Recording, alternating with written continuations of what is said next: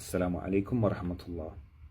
So a few years ago I came back from lunch and in my office on my desk I found a black box with a perfume inside. Now this is not uncommon.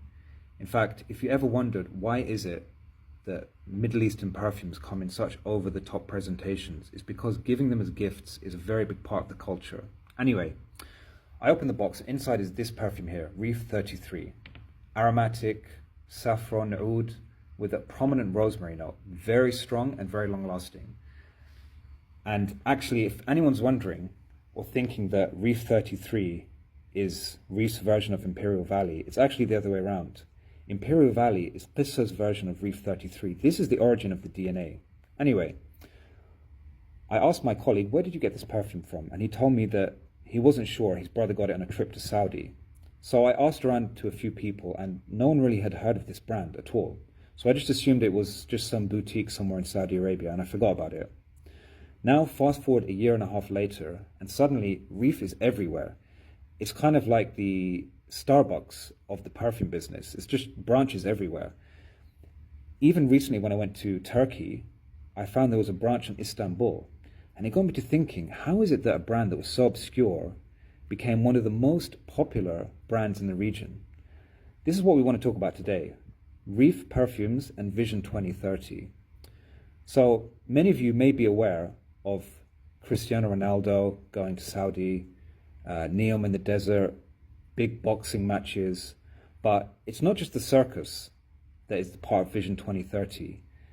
The Saudi government have also put a lot of effort to diversify their economy away from petrol and gas, and one area they've focused on is their perfume industry. Now, some companies like Ibrahim al-Quraishi, Majid al-Oud, they've really taken on this. Other companies like Abd Samad al-Quraishi and Arabian Oud have been taken a bit more convincing, let's say.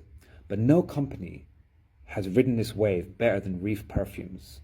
In fact, they've become so successful, they even have a sister company, which is going everywhere now, called Osma Perfumes. And watch this space, because mark my words, within 1 or 2 years from now, that company will also be everywhere, like Reef Perfumes.